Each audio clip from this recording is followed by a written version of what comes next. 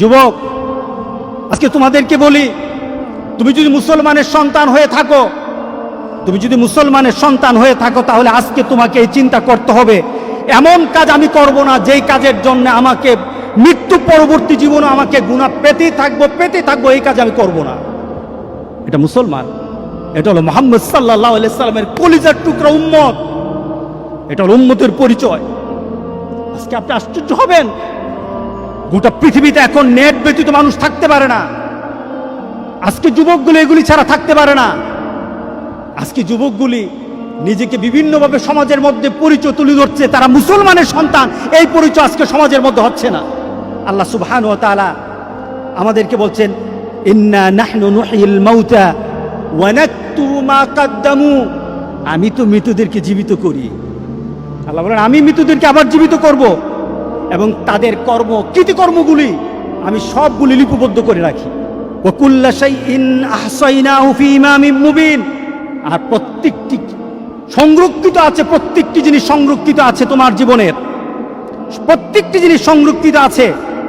যুবক, তোমার জীবনটা যদি, তোমার চলাটা যদি কুরআন এবং সুন্নাহ অনুযায়ী হয়, আল্লাহর রাসূল আর নেককার বান্দারা যেমন সুন্দর মউত পেয়েছে, রাসূল সাল্লাল্লাহু আলাইহি সাল্লাম বলেন, তোমাদের মউতও তত সুন্দর হয়ে যাবে, তোমাদের মউতও তেমন সুন্দর হবে। রাসূল সাল্লাল্লাহু আলাইহি সাল্লাম বলতেছেন, তুমি দুনিয়াতে যেভাবে চলবা মউতও তেমন হবে। কোনো ধরনের খারাপই যদি তোমার মধ্যে থাকে, তুমি যদি খারাপ নীতিতে চলো, তুমি খারাপ দৃশ্য নিয়ে চলো, তোমার হাতে খারাপ থাকে, তোমার ঘুমের সময় খারাপ জিনিস তোমার সাথে থাকে, তুমি তোমার বন্ধু বান্ধবের সাথে যখন আড্ডা দাও তখন তুমি খারাপ কোনো দৃশ্য নিয়ে তুমি কথা বলো, তুমি তোমার বন্ধু বান্ধবের সাথে যখন কথা বলো তোমার ভিতরে খারাপ চিন্তা থাকে, তোমার মতটাও তেমন খারাপই মত হবে। কে বলেছেন? মুহাম্মদুর রাসূলুল্লাহ। বিশ্বাস হয় না? মুহাম্মদ সাল্লাল্লাহু আলাইহি সাল্লাম বলে গেছেন, তোমার মতটা তেমন হবে। শুধু তাই নয়, কামা তামুতুন্না তুবাসুন, যেমন তোমার মত হবে তেমনই ভাবে তোমাকে আখিরাতে উঠানো হবে। এরপর রাসূল সাল্লাল্লাহু আলাইহি সাল্লাম হচ্ছে, তোমার মতটা যেমন তোমাকে উঠানো হবে ওই নীতিতে, যেমন ভাবে তুমি মরেছো। শুধু তাই নয়, কামা তুবাসুন তুশারুন, যেমন ভাবে তোমাকে হাসর করা হবে, যেমন ভাবে তোমাকে উঠানো হবে তেমন ভাবে তোমার হাসর হবে। সুতরাং দুনিয়া যেমন হাসর তেমন, দুনিয়া যেমন মউত তেমন, দুনিয়া যেমন কবর তেমন। আজকে সবার ভিতরে একটা কথা বলি, আমাদের জীবনটাকে আমরা সুন্দরভাবে চালাতে চাই, এই জিনিসটা আমাদেরকে ধ্বংসের দিকে নিয়ে যাচ্ছে। যতটুকু উপকার আসা দরকার তার থেকে ক্ষতিটা বেশি হচ্ছে। আজকে যদি সমাজে সন্ত্রাসী শিখতে চায় তাহলে এখান থেকে সন্ত্রাসী শিখে, ছোট ছোট বাচ্চারা পর্যন্ত সন্ত্রাসী স্টাইল শিখে কিভাবে মারামারি করতে হয়, সব কিছু এখান থেকে শিক্ষা হয়। যদি তোমার ভিতরে দিনদারি হয়, সেটা তোমার আল্লাহর তরফ থেকে তোমার প্রতি একটা করুণা, তুমি ভালো কিছু বের করতে পারো, এটা ভালোর দিকেও নিয়ে যায়, খারাপের দিকে নিয়ে যায়, তবে খারাপের দিকের সংখ্যাটাই বেশি। তাহলে আজকে আমরা এই নিয়ত করব যে আমাদের চোখকে হেফাজত করব। কারণটা কি? এই চোখ সম্পর্কে প্রশ্ন করা হবে, আমাদের যৌবন সম্পর্কে প্রশ্ন করা হবে। রাসূল সাল্লাল্লাহু আলাইহি সাল্লাম বলেছেন, সামনের দিকে অগ্রসর হওয়া যাবে না যতক্ষণ পর্যন্ত তার প্রশ্নের উত্তর দিতে না পারবে, ততক্ষণ হবে না। সেটা কি? আন উমরিহি ফিমা আফনাহু, তোমার জীবনটাকে তুমি কিভাবে পরিচালনা করেছো। আরেকটা হলো শাবাবি ফিমা আবলাহু, তোমার যৌবনকে তুমি কিভাবে ব্যয় করেছো। এই প্রশ্নগুলো আসবে। কবরও যেমন প্রশ্ন, হাসরের ময়দানে প্রশ্ন আছে। তাহলে চলুন আমরা পরিবর্তন হয়ে যাই।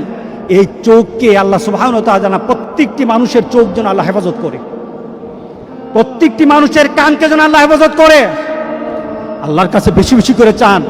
চোখ যদি ধরা খেয়ে যায়, কান যদি ধরা খেয়ে যায়, বাঁচার আর উপায় নাই। একটা ছোট্ট ঘটনা, আমি হজে গিয়ে বইটা কিনেছিলাম, আরবের এক পুলিশের জীবনী। সে তার পুলিশের চাকরি করতে গিয়ে জীবনে যে যে ঘটনাগুলি তাকে তার হৃদয়ে দাগ কেটেছে, এমন কিছু ঘটনা সে জানিয়েছে। তার ডিউটি ছিল এক পুলিশ, সে একটা অ্যাক্সিডেন্ট হলো, দৌড়ে গেল, পুলিশ তাড়াতাড়ি তার কাছে গেল, দেখলো একটা যুবক গাড়ি অ্যাক্সিডেন্ট করেছে। সে তাড়াতাড়ি সে ছেলেটার কাছে গেল, দেখলো যে তার ছেলেটার অবস্থা খুব খারাপ হয়ে গেছে, কিন্তু তার গাড়ির মধ্যে কোরআন তেলাওয়াত হচ্ছিল। গাড়ির মধ্যে কি চলছিল? কোরআন তেলাওয়াত চলছিল। গাড়িতে কোরআন তেলাওয়াত চলছিল। সে ড্রাইভ করতেছে, সে কোরআন তেলাওয়াত শুনতেছিল। ওই মুহূর্তে সে অ্যাক্সিডেন্ট হয়েছে, তার মুখে যেন বিড় করে কোরআন তেলাওয়াত চলছিল। সে বিড় করে কোরআন তেলাওয়াত পড়ছিল। সে পুলিশ বলতেছে, আমি ছেলেটাকে কুলে নিলাম, দেখলাম মুখটা একটু নড়ে, কোরআন তেলাওয়াতের মতো একটু শব্দগুলি বের হয়, আমি বুঝি না। এক পর্যায়ে সে আস্তে করে সে ঢলে পড়ে গেল, তার মৃত্যু হয়ে গেছে। খবর নেওয়া হলো, তাড়াতাড়ি তার খবর নেওয়া হলো, তাকে তার মোবাইল থেকে তার বিভিন্নভাবে তার পরিবারের সাথে যোগাযোগ করা হলো। যোগাযোগ করে সে জানা গেল এই ছেলেটা প্রতি বৃহস্পতিবার তার দাদির কাছে যেত। তার দাদি আছে গ্রামের বাড়িতে, 200 মাইল ড্রাইভ করে দাদির কাছে যেত। প্রতি বৃহস্পতিবার যেত, দাদির সাথে থাকতো, শুক্রবার নামাজ পড়ে আবার সে ফিরে আসতো, রিয়াদে চলে আসতো।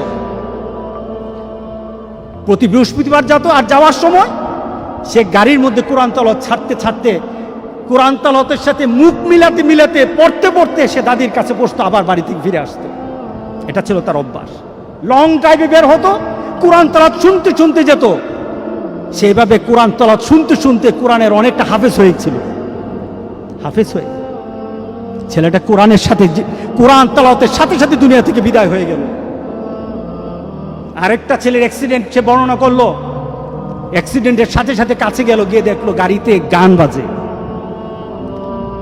তো সে বললো, পুলিশ বলতেছে, আমি তাড়াতাড়ি তাকে কুলে নিলাম, তাকে চেষ্টা করলাম তার শেষ মুহূর্তে একটু কোরআন তেলাওয়াত শোনানোর জন্য, একটু তালকিন করার জন্য, কলেমা পড়া শিখে তাকে একটু শোনানোর জন্য।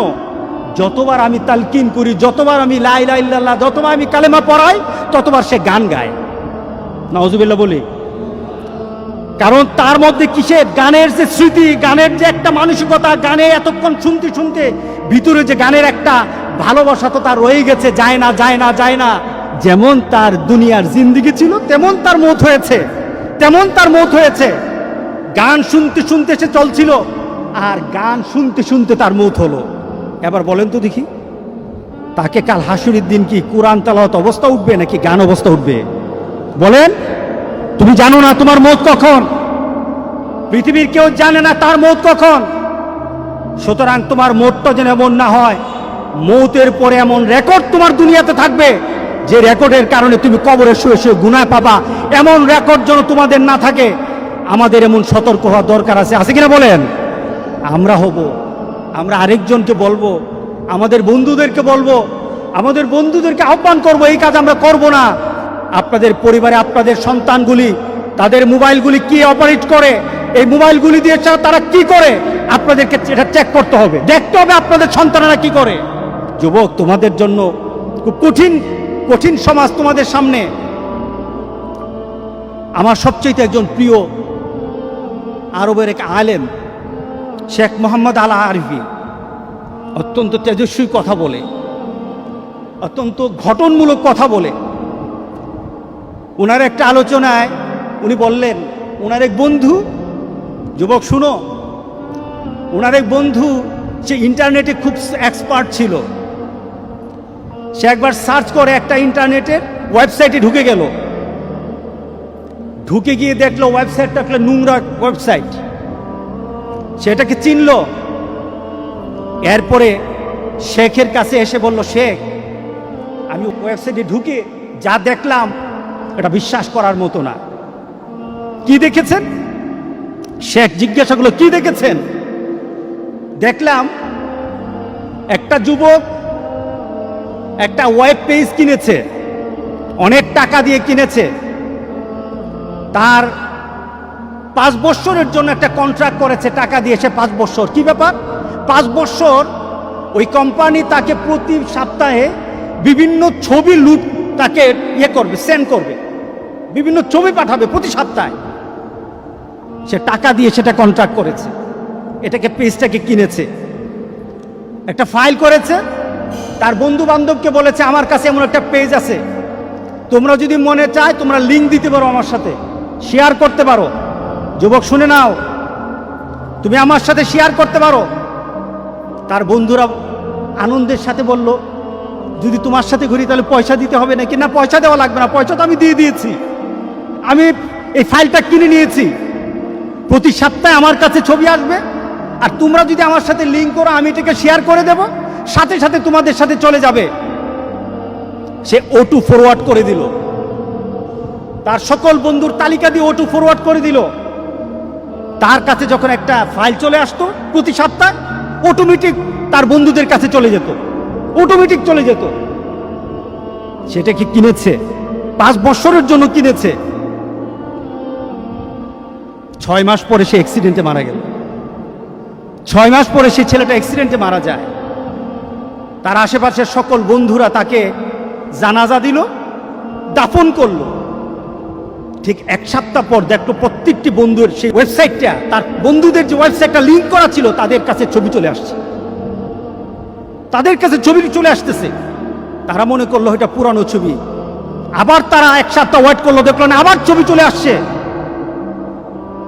2-3 সপ্তাহ পর তারা কোম্পানির সাথে যোগাযোগ করলো, তাদেরকে বলল, ভাই, যে ছেলেটা আপনাদের থেকে এই ফাইলটা কিনেছিল সে তো মারা গেছে, এখন তার থেকে যে ধরনের পেজ আপনারা দিচ্ছেন এটা তো আমাদের কাছে চলে আসতেছে, অটোমেটিক চলে আসতেছে। ফাইলটা কিনলো কে? ওই মরা ছেলেটা কিনলো। কে কিনলো বলেন? ওই মরা ছেলেটা কিনলো। যে ছেলেটা মরে কবরে আছে সেই ছেলেটা কিনেছে। কিন্তু তার বন্ধুরা কিন্তু লিঙ্ক পাচ্ছে, প্রতি সপ্তাহে তাদের কাছে ছবি চায়। তারা অস্থির হয়ে গেছে। শেষে কোম্পানির সাথে বলল যে এটা বন্ধ করা দরকার, সে তো নাই, বন্ধ করা দরকার, এটা খারাপ জিনিস। তখন তারা বলল, আমরা তো বন্ধ করতে পারবো না, তাকে একটা পাসওয়ার্ড দেওয়া ছিল, পাসওয়ার্ডটা চাই, পাসওয়ার্ডটা হলে বন্ধ করতে পারবো। বলে পাসওয়ার্ড তো জানি না, পাসওয়ার্ড তো জানি না। এভাবে চলতে থাকলো 2 বছর পর্যন্ত, এভাবে কন্টিনিউ চলতে থাকলো। ছবি আসতেছে, তার বন্ধুদের পেজে ছবি ঢুকে যাচ্ছে। পেজের নাম কার? যে মারা গেছে তার। 5টা বছর এভাবে আসলো, 5টা বছর এভাবে আসলো। নোংরা ছবিগুলি তার বন্ধুদের কাছে চলে আসলো। পেজটা ক্রয় করেছে, যে ছেলেটা ক্রয় করেছে আজকে কবরে আছে। তাহলে আপনার বিবেকে কি বলে? এই ছেলেটা পেজটা যখন খুলেছে সে কি জানতো আমি মারা যাব? জানতো না। কিন্তু আজকে কবরে শুয়ে আছে। তার প্রত্যেকটি লিঙ্কের জন্য যত গুনাহ হচ্ছে, সেই গুনাহগুলি সে কোথায় পাচ্ছে? তার কবরে যাচ্ছে। যুবক, তোমার মোবাইলটা যদি এইভাবে খোলা থাকে, তোমার মোবাইলের মধ্যে যদি এইগুলি জিনিসগুলি থাকে, ওই যুবক যেমন জানে না সে 5 বছরের জন্য কিনেছে, সে জানে না 6 মাস পরে সে মারা যাবে। যুবক, তুমিও কিন্তু জানো না তোমার কখন মৌত হবে।